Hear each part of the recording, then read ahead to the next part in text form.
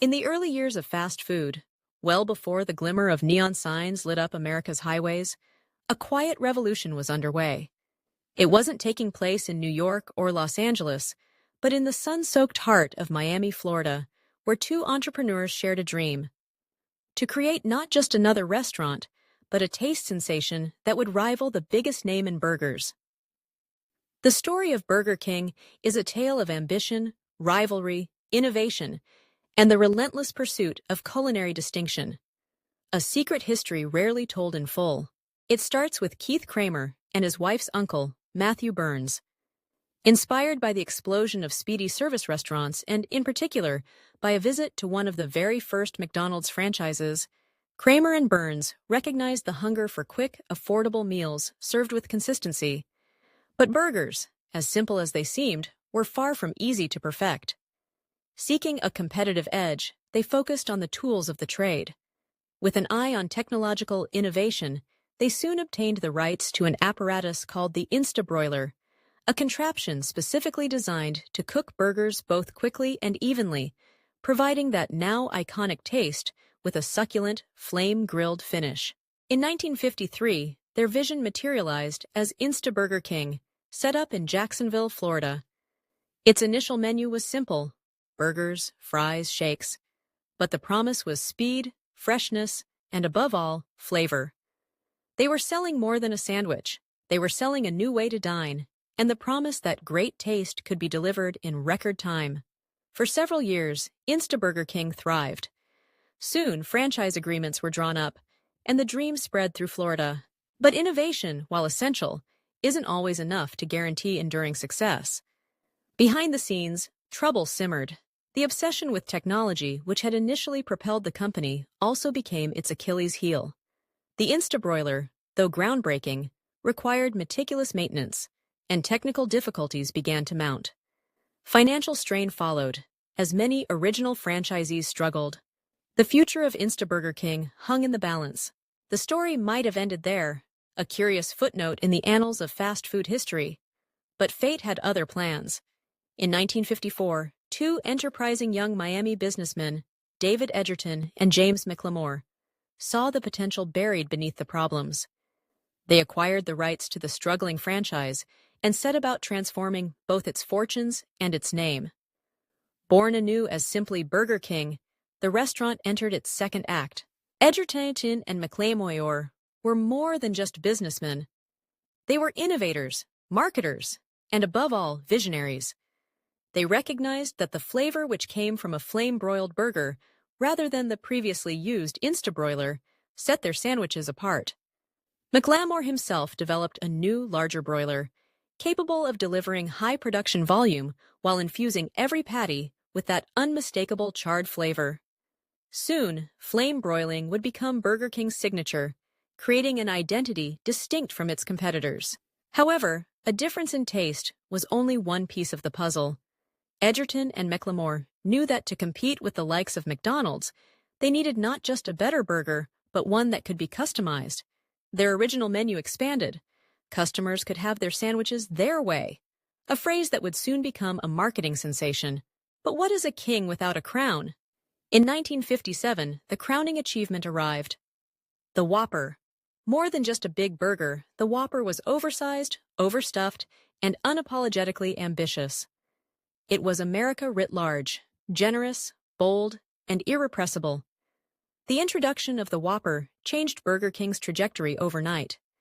It was, in the words of its creators, a meal in itself. Unlike any other sandwich on the market, it became not just the restaurant's signature dish, but the symbol of its philosophy. The Whopper was for those who wanted more than the ordinary, and with it, Burger King took aim at the very top of the market. Advertising during this period was daring and clever, always emphasizing the idea that Burger King customers stood apart. The Have It Your Way campaign, launched in the 1970s, cemented this identity for a new generation. If you wanted onions, extra pickles, or no ketchup, it was your call. Burger King would make your Whopper the way you wanted, setting itself up as the antidote to the one-size-fits-all approach. These ads became iconic, tuning into an American spirit of individualism and self-expression. The 1970s and 1980s saw fierce competition with McDonald's, sparking a period sometimes referred to as the Burger Wars. Burger King never shied away from rivalry, even naming its chief competitor in television ads, something unprecedented at the time. Slogans teased that the burgers are better and it takes two hands to handle a Whopper. The brand's brash, irreverent tone captured imaginations and created buzz. But to understand Burger King's enduring appeal, one must look beyond rivalries and advertisements. The heart of the brand lies in adaptation.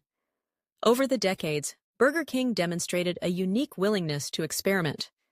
From environmentally conscious packaging initiatives to sudden, outrageous stunts, like the brief introduction of the Halloween Whopper, a burger on a jet-black bun flavored with A1 sauce, the chain displayed a knack for captivating consumer curiosity. When, in the 1980s, fast food chains scrambled to offer breakfast, Burger King rolled out its own morning menu. Croissantwiches and French toast sticks broadened its appeal across the clock. Over time, new items arrived with fanfare and sometimes infamy. Remember the saddest phrase? French fries with fewer calories? Or chicken fries, a finger food phenomenon? Only Burger King seemed willing to experiment at this level, often willing to fail publicly for the chance to redefine what fast food could be. Internationally, Burger King would spread the gospel of the Whopper with a sense of cultural collaboration unmatched by rivals. In Japan, black buns and squid ink sauce became novelty sensations. In India, where beef is taboo for much of the population, the chain reimagined the Whopper with chicken and vegetables. Every country's Burger King menu told a slightly different story, reflecting local tastes while maintaining the central traditions, flame-broiled patties, customization, and the spirit of culinary play. Ownership, too, evolved. Over the years, Burger King changed hands several times, from Pillsbury to Grand Metropolitan to Diageo, each owner shaping the company in new ways. In the early 2000s, a group of private equity firms bought the company and steered it back toward profitability. Finally, in 2010, Burger King was purchased by 3G Capital, a Brazilian investment firm with a bold vision for global expansion. This era saw the chain expand aggressively in growing markets and focus on operational efficiencies. And then, of course, there is the king himself, one of the most mysterious and mischievous mascots in the annals of advertising. Since the company's early days, the Burger King character has worn many faces. Initially, he was a friendly cartoon monarch, but the 2000s saw the birth of the creepy king, an enigmatic, silent figure with an unchanging plastic grin, appearing in home kitchens, football stadiums, and even the beds of unsuspecting customers. The king became a cult figure, his surreal appearances a viral sensation. Love him or hate him, he embodied the restaurant's irreverent spirit. Equal parts fun, unexpected, and just a little bit outrageous. Yet, the true secret of Burger King's success may not be a secret at all. It is the power of reinvention, a relentless quest to answer the shifting hunger of a world always on the move. The company's willingness to adapt its menu, its marketing, and even its mascot has kept it relevant in a fast-paced industry where today's titans can quickly become tomorrow's has-beens. Paradoxically, for all its global reach, Burger King has often operated with a local mindset, empowering its franchisees, whose independence sometimes led to regional menus and unique innovations. Many of the chain's most celebrated items began as experiments in a single city or region, then exploded into nationwide success. This decentralized creativity has, time and again, allowed Burger King to turn small sparks into full-blown trends.